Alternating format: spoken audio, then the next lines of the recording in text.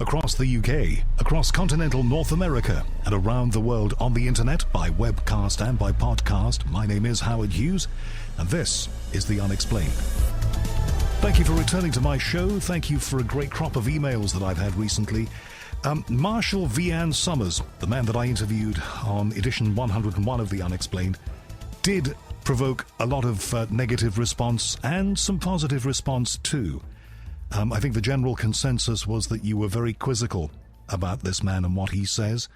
And a lot of you saying, good on you for giving him the opportunity to put his points and for challenging him fairly firmly.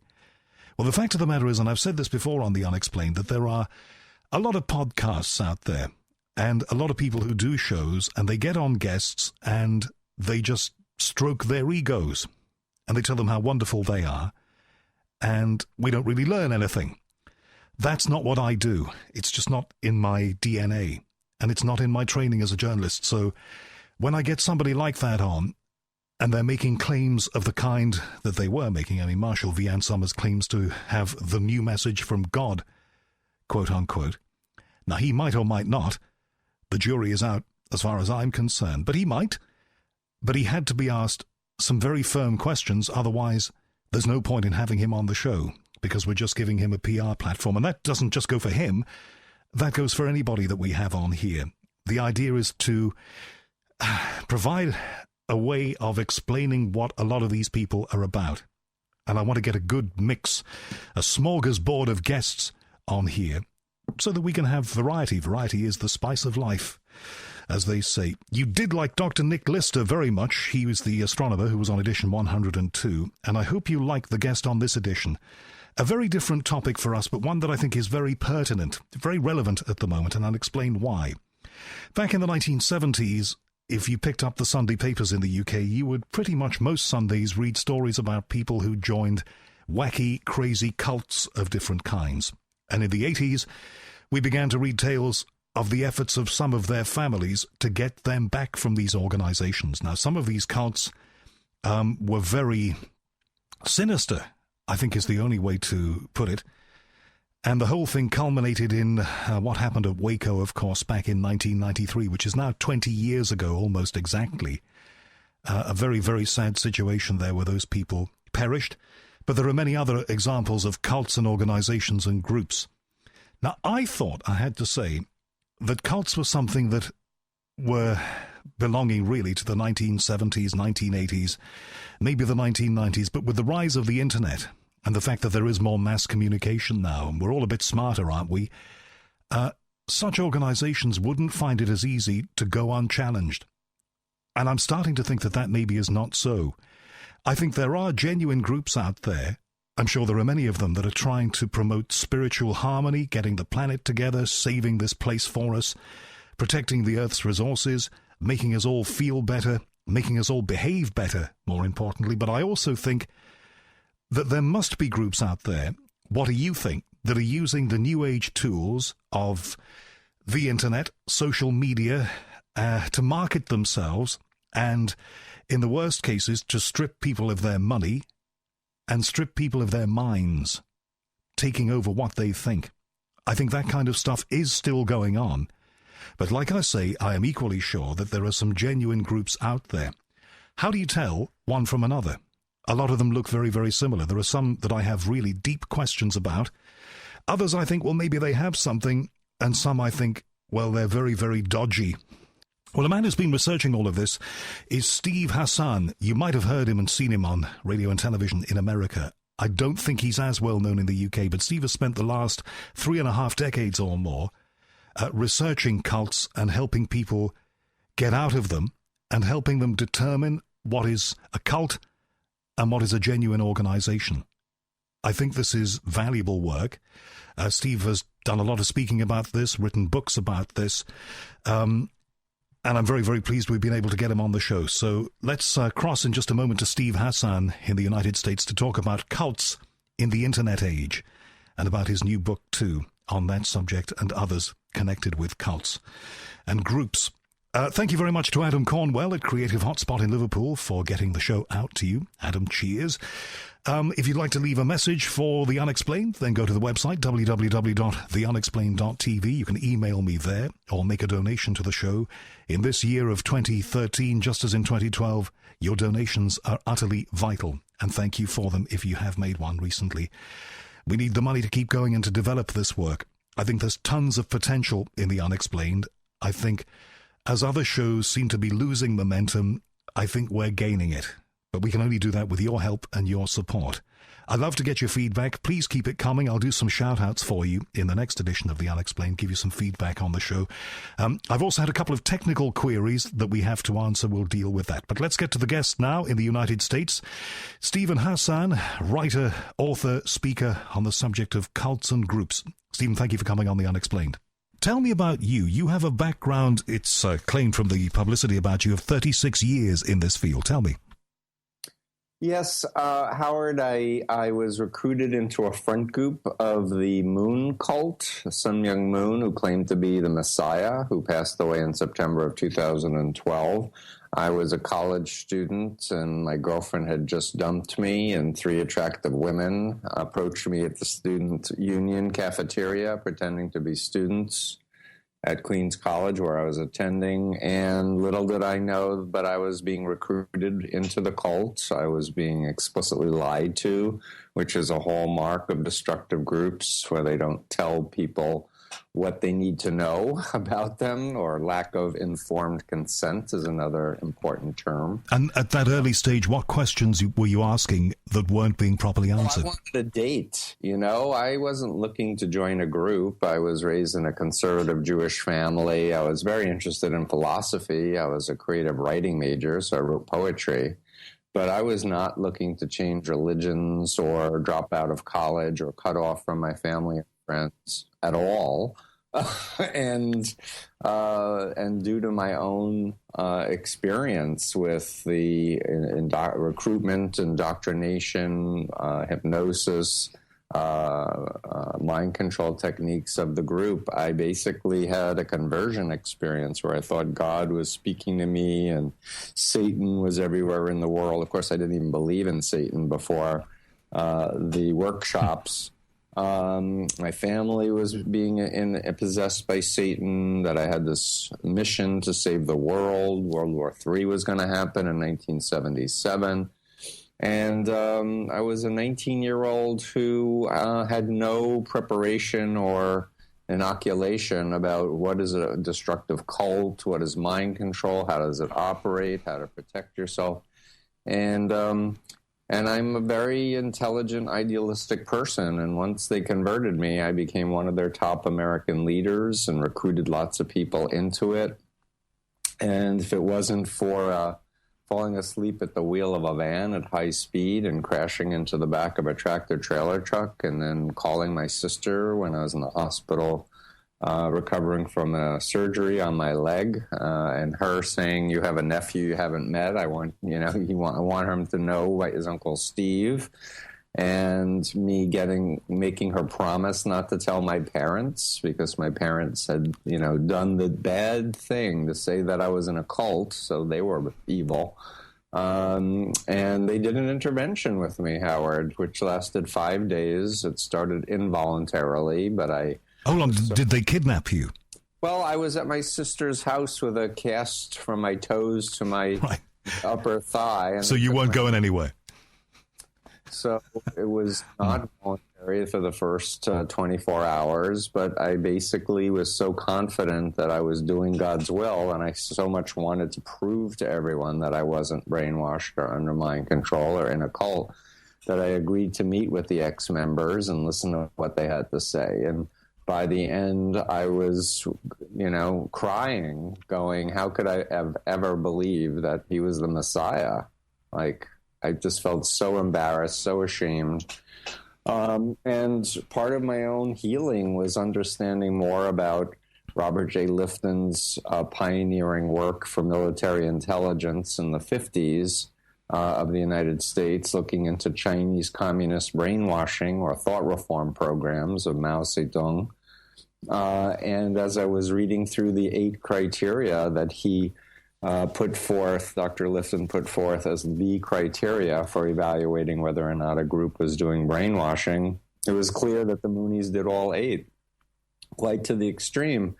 And I was so blown away, basically, by, my entire identity had been changed. I had gone from being a middle-class Jew who was very idealistic and egalitarian to a believing Koreans were the master race, and Jews died in the Holocaust because they didn't accept Jesus. Okay, well, people who haven't been through this process, and we've heard a lot of media coverage over the years, perhaps not so much recently, but we've heard a lot here and in your country about this.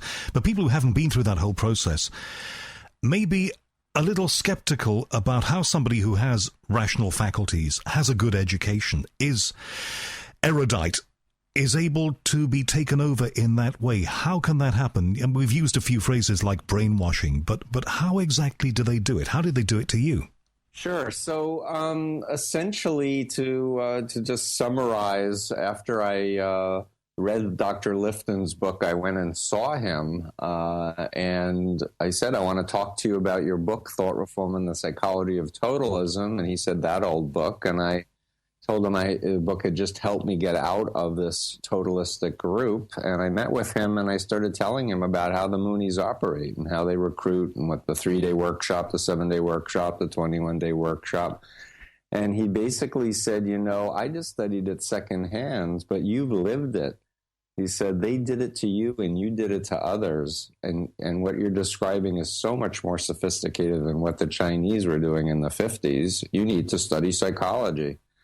And so began my career, and what is a lifelong crusade of 36 years, going to graduate school, getting a master's in counseling, studying hypnosis, studying everything I can about the whole field of influence and social psychology.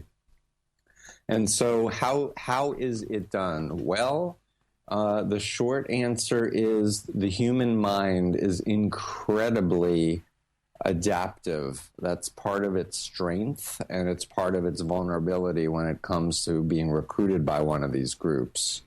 It turns out that we're hardwired to conform to people in our environment, and there are numerous social psychology experiments that demonstrate this conformity feature, the most famous of which is the Solomon Asch conformity study.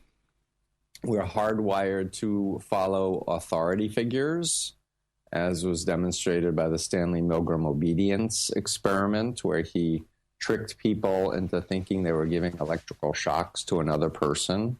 And in less than an hour, a person was made to electrocute another human being, or believe that they were electrocuting another human being because a guy in a white coat ordered them to. So in other words, this is the way that scam artists work. It's also the dynamic that happens between captors and captives. We often, read stories about people who get taken hostage in the Middle East or wherever, and they become accommodated to, and perhaps even friends with the people who are holding them. Yes, so there's a phenomenon known as the Stockholm Syndrome, which was involved with a hostage situation with people in a bank in Stockholm. Yeah, so there's a vast amount of literature that discusses features of the human mind that make us vulnerable to this type of influence. And what I want to say is that the single most important concept in social psychology is called the fundamental attribution error. And what the fundamental attribution error describes is this overwhelming tendency of people around the world, doesn't matter what culture, when they look at other people's behavior and try to understand why people do what they do, they have this bias to overestimate internal variables or personality variables and underestimate environmental variables. So to say it in a more colloquial way, when somebody looks at Steve Hassan getting into the Moonies, they think, what's wrong with him? Or is he stupid? Or is he weak? Or they think that if I was put in that situation, I would just keep saying, no, no, no. I wouldn't do it. I wouldn't buy it. No, I would never fall for that. But the truth is if you're in that situation and you haven't been given proper cues and scripts and what to watch out for and how to protect yourself, the evidence suggests that overwhelmingly you're going to get impacted. The question then becomes, do you stay for an hour, a day, a week, a year, 2 years, 5 years, 20 years?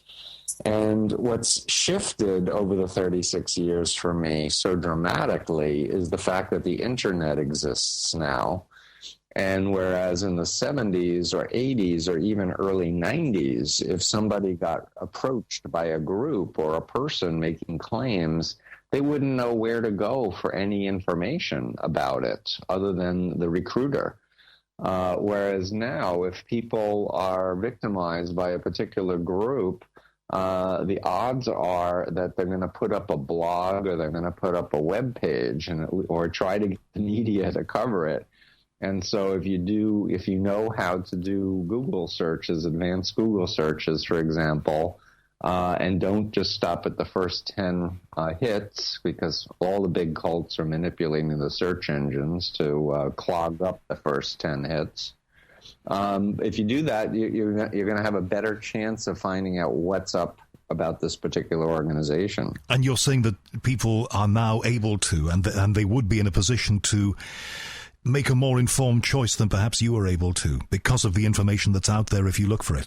What I'm saying is they may not, but their family and friends, if they witness a radical personality change or the person's all of a sudden becoming very secretive or is very aggressively proselytizing or is giving all the money away, it's going to do that search. The problem is, and that's why I've written books on the subject, if someone is on the honeymoon phase and really heavily enthused in the cult group, they also are primed to not respond to attacks or persecution from family and friends. So they're already conditioned to block or do thought stopping against any critical information. So what I say to my clients and what I say in my books is if you suspect it's a cult, don't just call up the person or stand in front of them and say it's a cult. Look at this information, but ask them questions in a curious yet concerned posture and engage them and help them to process. Okay, who met you and what did they say and what were you feeling when you first met them? Was it a feeling or was it a suspicious feeling? And it turns out to be a very important question, because 90% of the time when people are asked and they're honest with themselves, they have a feeling there's something wrong, something's weird, something's off, and they get recruited because they're not listening to their inner voice and they're not paying attention to their intuition. And also because they don't know what questions to ask, like, who is your founder? What are his or her credentials? And these groups, are they always formatted in the same way? In other words, just as they were in the 70s, and we can think of the famous examples, right up to the modern day, is it always a charismatic leader with a philosophy who wants to get followers, and the way to get followers is to effectively brainwash them? Well, the simple answer is no. There are patterns, but there are much more complexity to the phenomenon. So, for example, there can be political groups, therapy groups, business groups, religious groups, therapy groups, large group awareness trainings, or it could be an individual. And maybe it's an individual who's attractive and you're interested in having a relationship with them. So it can vary widely. I'd say the big pattern is what I call the BITE model, Howard, which stands for the control of behavior is the B, control of information is the I, control of thinking or thoughts is the T, and controlling emotions is the E. And I have a whole laundry list of subvariables. It's in my books or on my website, freedomofmind.com. So, for example, under behavior control, do they control how much sleep you have? Do they control what kinds of foods you eat? What kind of clothing you wear? Do you need to ask permission? I have heard reports of people's diets being manipulated, or certainly not manipulated, but them being offered food of a particular kind because it's ultimately good for them. It's soul food, effectively. Well, that's one possibility, but from a mind control perspective, if you want to get somebody and convert them, you basically want them to do opposites. So you want them to do things that are so not what they're used to. So if they've been a vegetarian for 18 years, getting them to have a hamburger becomes a goal often. Or if they're a meat eater, making them fast for long periods or become a vegan, for example. So what turns out in the extreme of brainwashing and mind control, and I can give you some more criteria if you wish to discern the difference between brainwashing and mind control. Please. But the gist is basically this: a pyramid structured authoritarian relationship, deceptive recruiting, controlling their behavior, information, thoughts, and emotions in order to create a new identity that's dependent and obedient. So unlike just conning someone or persuading someone to turn over a lot of money, what the more extreme groups are interested in is changing your identity and changing your beliefs and changing and taking away your personal power to make autonomous decisions and making people believe they need to follow the other, meaning the leader or one of the other sub-leaders, and using that locus of control that's external instead of your own internal adult locus of control. So as far as the distinction that I think exists between brainwashing and mind control would be, for example, Patty Hearst, who was kidnapped out of her apartment, put in a closet, raped. It was in her experience, the beginning of her recruitment was very aggressive, negative, not wanted, and it was very clear in her mind that these people are not my friends. This was the Symbionese Liberation Army, wasn't it, from memory? And in fact, she was kidnapped the month I was kidnapped into the Moonies, except in my case, it was these attractive women smiling and flirting with me. And when I asked, are you part of some religious group or something, they smiled and said, no, not at all. And so for me, the deceptive piece and the seduction piece, also known as love bombing, enabled me to take the next steps where they started asking me personal questions about my family and my upbringing and my goals. And I was telling them everything about myself because I was naive and I had no idea that they were trying to get me to drop out of college, quit my job, donate my bank account, cut off from my family and friends, and work basically 18 to 21 hours a day, 7 days a week. Was it about getting money to grow the organization for enhancing their greater power? Or was there more to it than that? In other words, was money the bottom line, or was there something else, another agenda for them? The agendas, Howard, with all of these relationships and groups, in my opinion, are the following three in order. Number one is power. Number two is money. Number three is sex.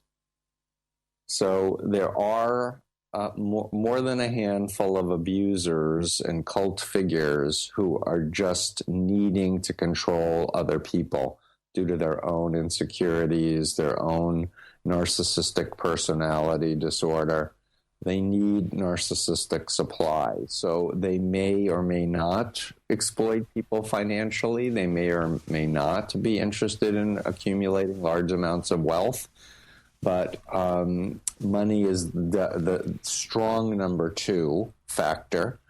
And then the third factor is very often the leader has a sex addiction, and they want to have sex with followers, whether it's men or women, whether it's heterosexual or homosexual sex. Okay. Now, how in this era of the internet, and I know that's what you've been researching in the current book, because everything's changed. The internet has changed everything. It's made communication far more immediate. It's meant that everybody can get in touch with everybody else. We can all access ideas and thoughts and theories that we could never access before so easily. In that kind of environment, there are many, many thousands of sort of new agey type groups out there. And I don't doubt that very many of them are absolutely genuine and have the aim of trying to further the understanding of mankind, make all our lives better, bring us into contact with God, whatever. However, I'm equally concerned and equally sure that there are going to be groups who work just as the old cults did, but they've got a whole new technology here to exploit. How can you tell a genuine organization from an organization that may be using the same techniques, but wants to aggrandize itself, wants to get money, wants to feed the leader with adulation?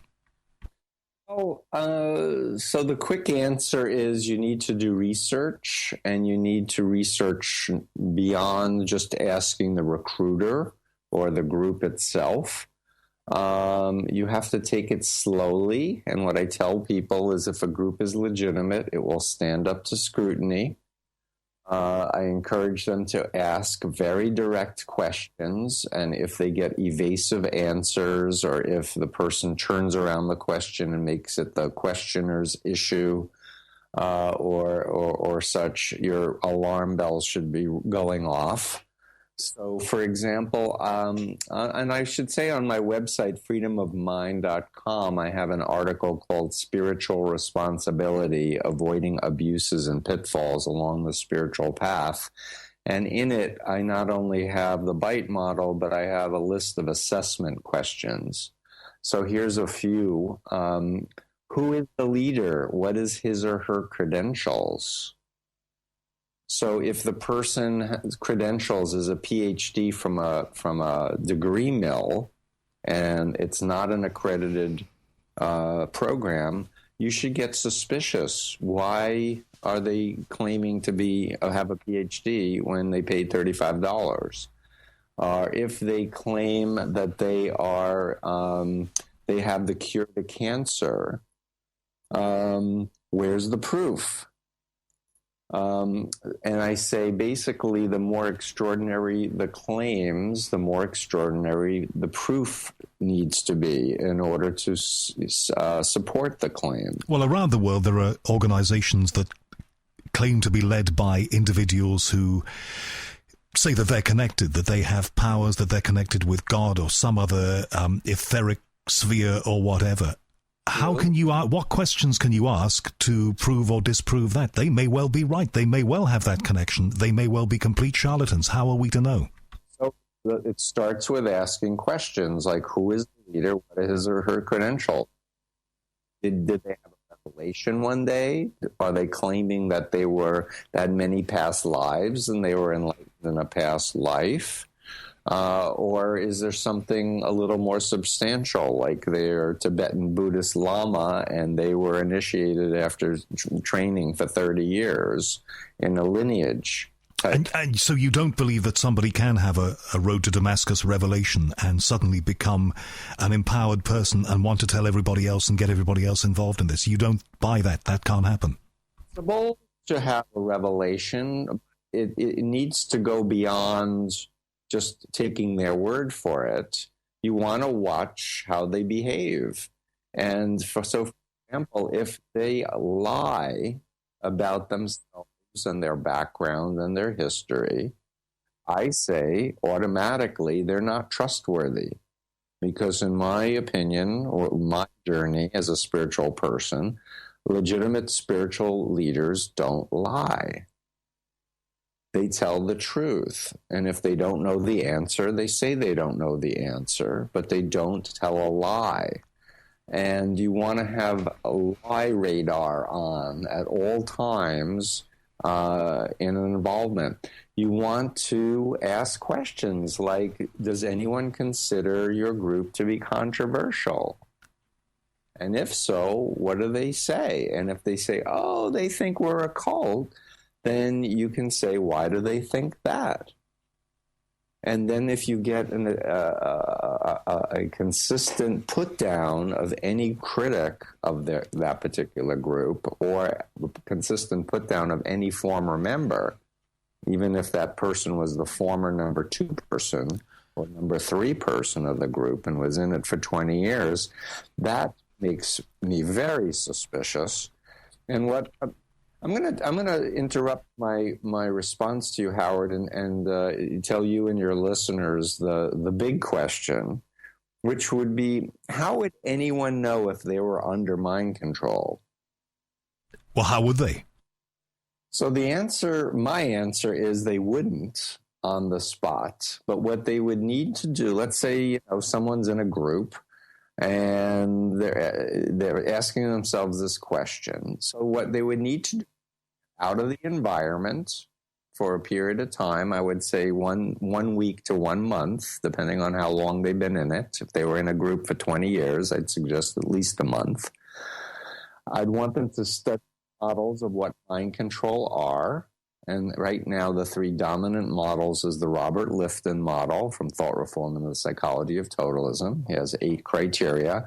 Margaret Singer, Army psychologist, wrote a book called Cults in Our Midst, and she has a model based on 6 conditions. And my model, the BITE model. And by the way, in my latest book, Freedom of Mind, Helping Loved Ones Leave Controlling People, Cults, and Beliefs, I have all 3 models in chapter 2 for someone to look at. And then think about their own experiences. Think from the moment they were recruited and look at those models and ask yourself, do these apply? Beyond that you should look for former members and critics, deliberately seek them out and listen to what they have to say. And don't automatically minimize or deny what they're saying, but actually find out what they have to say, what proof they have to offer, and think about it. And then when you do that process, then you may want to go back to the group and ask follow-up questions. Or if it is a destructive group, if you're away from the group, if you've studied the models of mind control, if you've sought out critics and ex-members, listened to what they had to say, and you've reflected honestly on your own experience, then you can answer the question whether or not you were under mind control or not. And what happens if you're so far gone in the thing that you lose your critical faculties? You're not able to do that questioning. Somebody's got to do that on your behalf, haven't they? Exactly. That's my work. I truly believe the antidote, or the way to help people who have been ensnared in these groups and indoctrinated, is family and friends need to get educated. And I typically meet with family and friends for a couple of days and do a psychoeducation with them. And I teach them strategies for how to talk to people in cults. And I'd say that the main strategy is to not be confrontational or attacking the group, the leader of the group, or the ideology, but learn about other groups, learn about social psychology, use examples, and mostly ask questions from a curious yet concerned posture, so that you're engaging the person, you're letting them know you genuinely care about them and you genuinely are interested in stepping into their shoes and understanding what they believe, and letting them know if you really find it valuable, then you would consider joining. So that's the bait for why a totalistic cult member would want to spend even the time with you. I truly believe that mind control and brainwashing does not erase a person's core self, their authentic self, and that deep down inside, as many hours as they've been indoctrinated, as much hypnosis as that's has been used, deep down inside, people still have a core part that knows what's real and what's not real. And that ultimately, my experience, Howard, is that people don't want to be lied to. They don't want to be manipulated. They don't want to be exploited. And that's exactly what happens in destructive cults. They have very high-sounding ideals. It sounds wonderful. It's going to save humankind. It's going to save the planet. But the bottom line is that on a day-to-day basis, the leadership are mean, or they're insensitive, or they lack empathy, or they're not kind and peaceful and loving. And they're not hypocritical if they're genuine. So, are we still there? Absolutely still there. I'm very transfixed by what you're saying. Are situations still arising that you're aware of where, dramatically, we all saw the TV programs and dramatizations in the 70s and 80s where a young person is involved in an organization, goes to be with them, gives up everything to be with them, and then has to be kidnapped? Does that kind of dramatic stuff still happen, or is that very much the stuff of the 70s and 80s? That's very much the stuff of the 70s and 80s. I myself was involved with forcible deprogramming in 1976 and 1977. That's what was being done then. And even though most of the cases I did were legal in the sense that the family went to a judge and got a court-ordered conservatorship, it was still incredibly traumatizing for everybody to be in a situation, because when someone is indoctrinated by a mind control cult, part of the control mechanisms, it's under the E of the BITE model, is something I call phobia indoctrination, which is the utilization or installation of irrational fears that if you ever leave the group, terrible things will happen to you. And so, for example, when I was in the Moon cult, the Exorcist movie came out, and Moon rented an entire movie theater and brought a whole lot of Moonies to see this movie. And then he gave a lecture a few hours later about how God had made the Exorcist movie and how this movie was a prophecy of what would happen to people who left the Unification Church.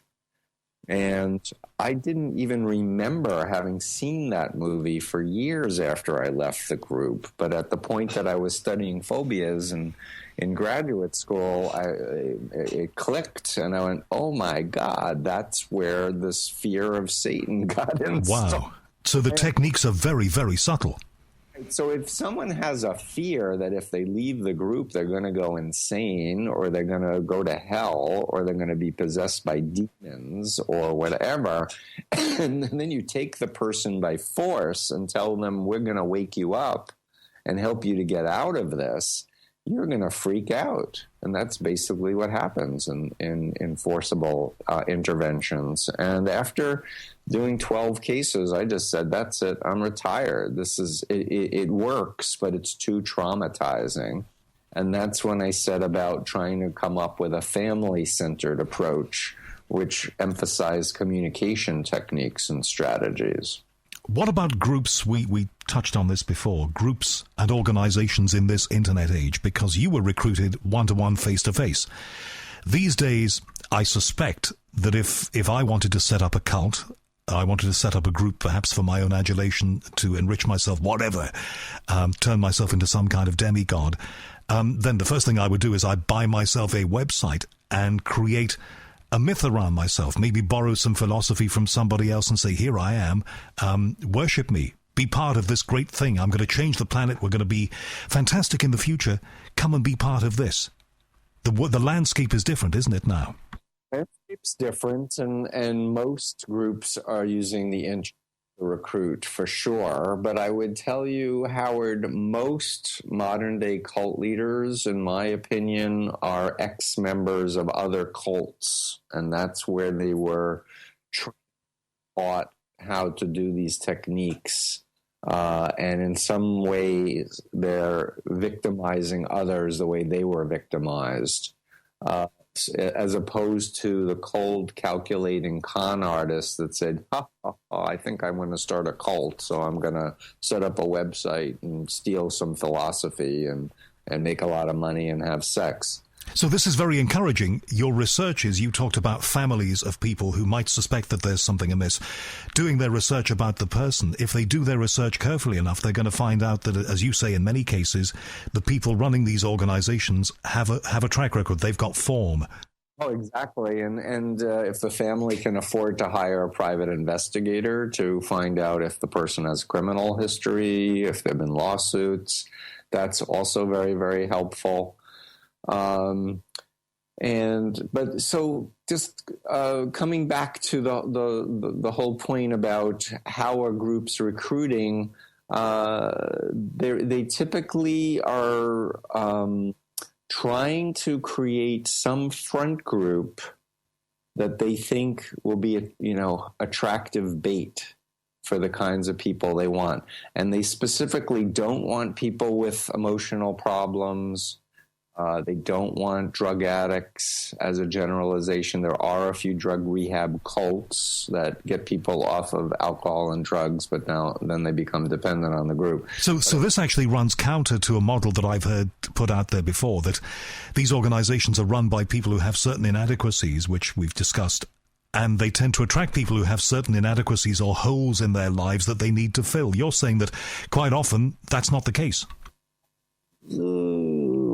I'll respond this way. The most cult leaders appear to be narcissistic personality disordered people, which turns out to be an early attachment disorder with mother and father. And so they don't have a healthy sense of self. And most importantly, they don't develop a healthy sense of empathy, the ability to step into someone else's shoes and feel or imagine that they can feel what the other person is feeling. So I'd say that's one generalization. The other generalization about people who are vulnerable to cult recruiters is that people are often found to be situationally vulnerable. So in my case, my girlfriend dumped me, so I was more responsive to women flirting with me. If I had a good relationship with my girlfriend, I'm sure I wouldn't have engaged these women in conversation the way that I had.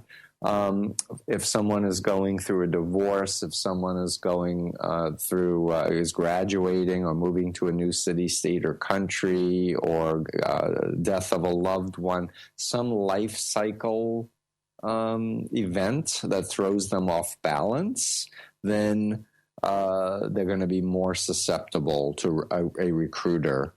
But that's different than saying someone is weak or stupid or has a hole in themselves. For the most part, groups tell their members to recruit people like them better. And they don't want homeless people, and they don't want to support people who have disabilities, for example, or mental illness of any kind. They really want, so the way these groups will operate is they'll tack on to some social issue, they'll set up a discussion board, and I've already counseled several people who literally never met anyone in person in the cult. It was all online, YouTube, webinars, Skype, and implementing the practices in their own apartment, and yet deeply affected and indoctrinated. But if something happens in the privacy of somebody's home, and if they are still continuing to function as human beings, I guess there'd be a lot of people who'd say, well, it may well be a cult, it may just be a well-intentioned group, but in any case, this person hasn't been taken away from their home, they haven't been, fundamentally changed in the way that they conduct their lives, so where's the harm? Right. So I think it comes down to understanding that there's a continuum of, one side, constructive, healthy groups and relationships, and in the arrow in the other direction to very unhealthy ones. And I'd say that there's a large number of people who are in the gray zone where there are some elements that are okay and some elements that are destructive. And it really does come down to who cares. In my world, people read my books and go to my website, freedomofmind.com, hire me because they truly see a very negative series of changes where they're leaving a marriage, or they're dropping out of college, or they're not sleeping, or they've lost 40 pounds, or they're starting to have hallucinations. That's when it's serious. If somebody is, working 9-to-5 job and paying their bills and still keeping up family relations and just spending lots and lots of hours with cult members, it's going to be less worrisome. And does it always come to the point where perhaps that person living an ordinary life and connecting with other members of a group online, does it always come to the point where they're going to want personal contact, where it'll be brought to the point where, they say, we want to see you, come and be part of this thing in person, we want to see the flesh? For the groups that operate in Russia and some of the other countries around the world, maybe not. They may want to try to get out of Russia and come to the U.S. or come to the UK to meet you. But it really comes down to there are thousands and thousands of these groups out there, and what's the leader wants? What are the other lieutenants who are running it? What are they saying that they want? And then their decisions. I can tell you that the old adage, power corrupts and absolute power corrupts absolutely, seems to hold, and that some groups start off relatively benign seeming, and they get worse and worse and worse over time. Is that because it's the human thing of, they say, oh, look, we can make money out of this, and we can get power, and look, people are worshipping us, they're loving us? I think it's the power addiction of power that propels it, and the desire to surround oneself with yes people who say how wonderful you are, Howard. Howard, you are the smartest human being, and I just love being with you, Howard. And eventually Howard starts believing it, and I like this.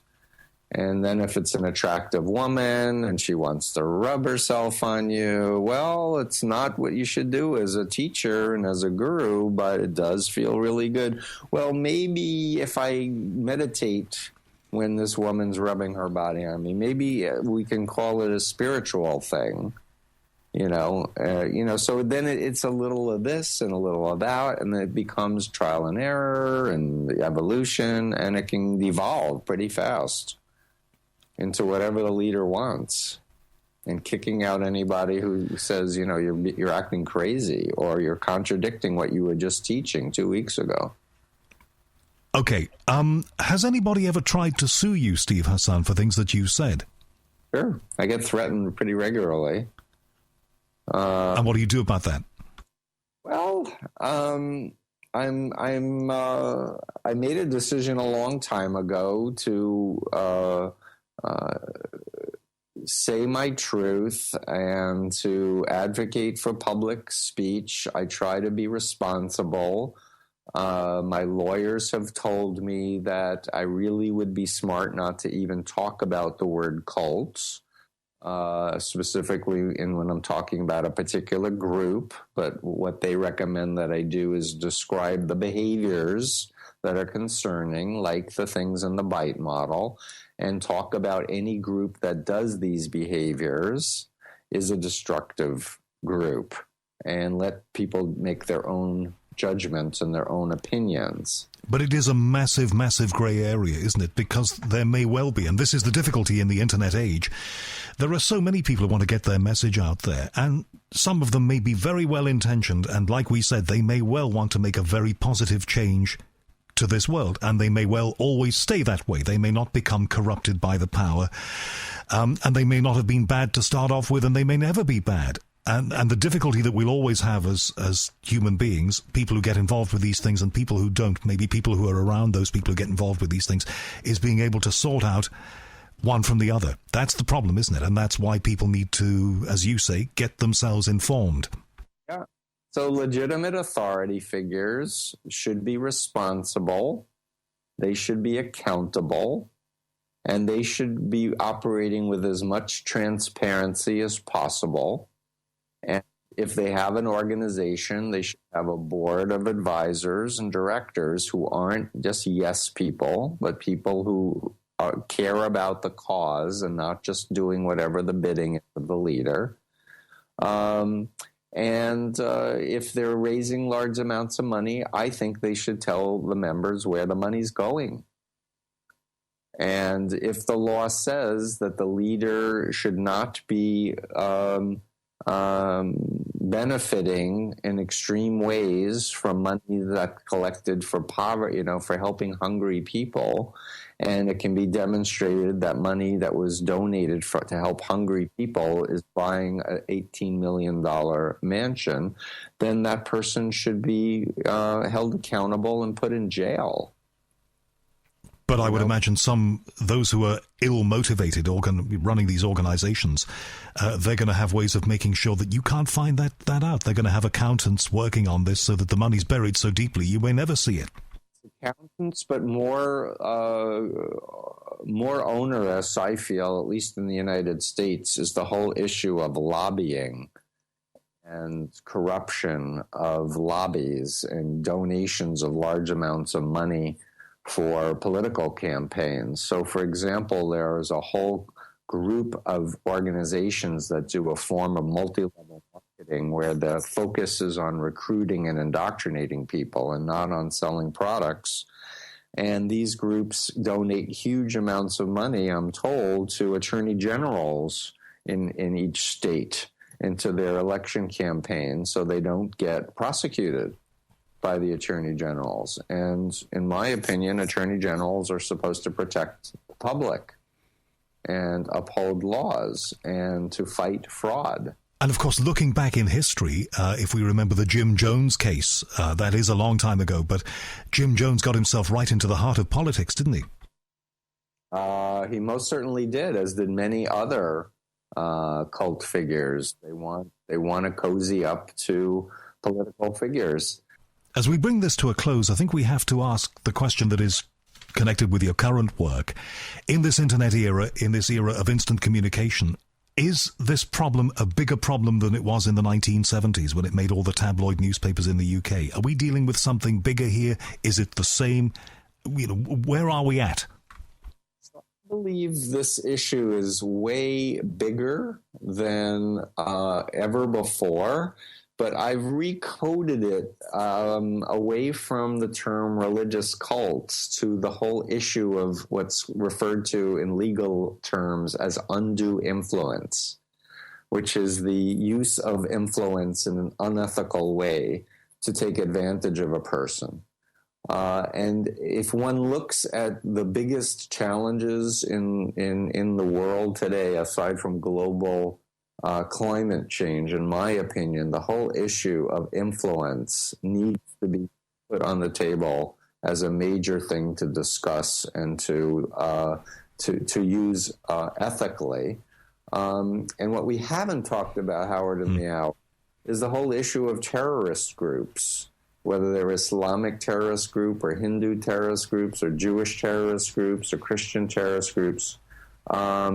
They're cults. They're mind control cults. And they're just being instructed to do violence. But basically, that's the phenomenon. And I think so much of what's happening on the planet is about this issue. But for the most part, newspapers, the media, where either they're being lobbied by the cults for advertising, whether the cults have put figures in to the particular institution of media to to be an editor and to censor, or the institution is afraid of being sued. The public is not getting the information they used to get in the 70s and 80s about cults and about the whole issue of undue influence. You talked about terrorist groups. Well, I think a lot of the American people, and certainly a lot of people in this country, believe that Al-Qaeda, for us in the West anyway, is a problem that's gone away. You know, Osama bin Laden's gone, and the world's a sunny day. There's no problem there anymore. Are people wrong believing that? Yes, I think they're wrong and incorrect in believing that. And in any case, groups change their names all the time. So the problem of indoctrination and creating people to be slavishly devoted followers who will mindlessly do whatever they're told is a social problem of huge importance.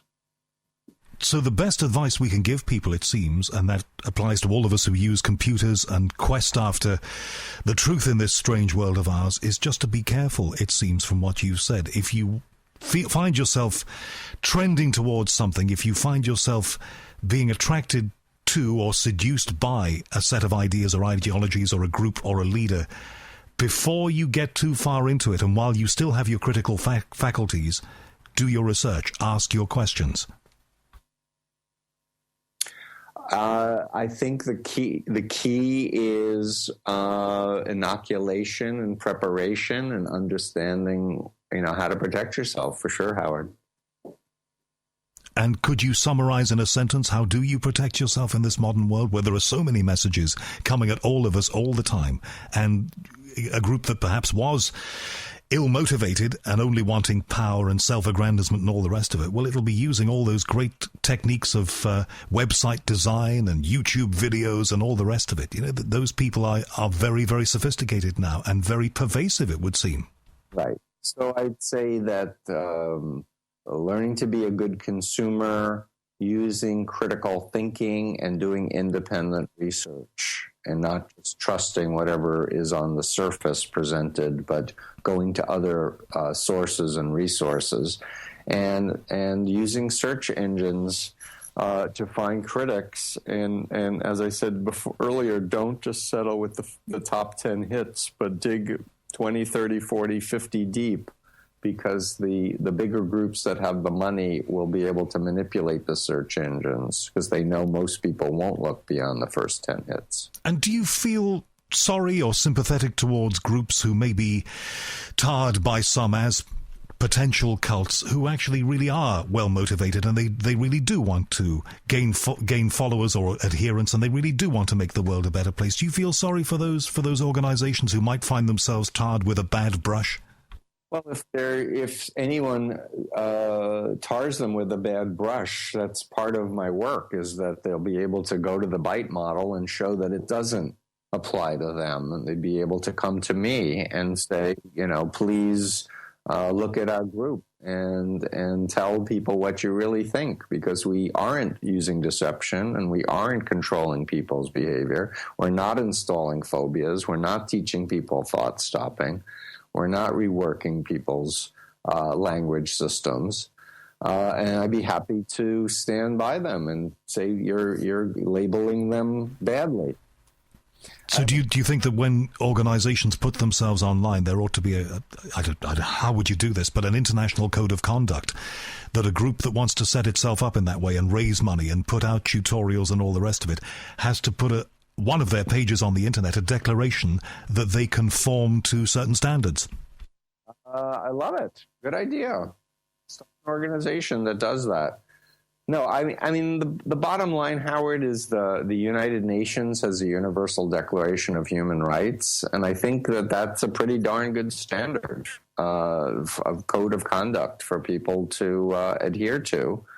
The problem is if you just simply go to cult members and say, is your group adhering to the United Nations Universal Declaration of Human Rights? They're going to say, of course. Of course they will. They'll say, yes, we are. And, they're going to say, please don't criticize us. And don't forget, of course, that Jesus in his day was criticized, and, he was a good man. A lot of Bible cults love to cite Jesus, who is a Jew, by the way. And they love to say that Jesus did the bite model too, and I don't see any evidence at all in the New Testament that the bite model was employed by Jesus. Steve Hassan, if people want to know about you and your work, where do they go?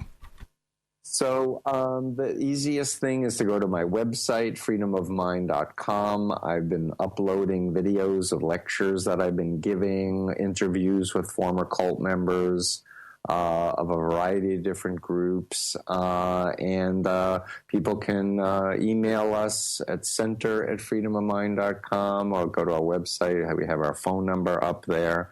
It's a small company interested in training more people. My latest book, we're hoping to get in a number of different languages, like my other books. And I love to give interviews and talks, just to spread more awareness. So thank you, Howard, for inviting me. Steve Hassan, thank you very much. We've had a couple of small digital glitches, but we've got pretty much every word that you've said there. Fascinating stuff, and I wish you well. Please keep in touch. Thank you, Steve. You. Take care, Howard. Well, some worrying and controversial things there from Steve Hassan. If you want to know more about him, go to my website, www.theunexplained.tv, www.theunexplained.tv, and you'll find a link there to his work. And also, if you'd like to make a donation to this show, you can do that on my website, and you can leave me feedback as well. Or if you have any points to put, if you want to tell me how you think I'm doing this show, how you think I can improve it, I never think you've learned it all when it comes to broadcasting. You are always learning. So please, let me know what you think. Give me your ideas, guest suggestions, whatever. www.theunexplained.tv. Thank you very much for all your supportive emails in this cold, cold winter here in the UK. It's really nice to get up every morning, turn on the computer, and see your thoughts about the show. And I always take on board what you say. And if you're listening to this show on perhaps a radio that you were given for Christmas, maybe one of those Pure Flow devices, which are very good, or a Roberts, or any make of internet radio, don't forget that even though you don't have to go to the website, it's very important for me that you do. Even if you're listening on a Pure set or any kind of internet radio, please go to your computer at some point and put a hit on my website. Absolutely very, very important for what we do here. Thank you again for your support. Thank you for the nice things you've been saying about the show. Please spread the word. My name is Howard Hughes. I will return very soon with another edition of The Unexplained. Take care.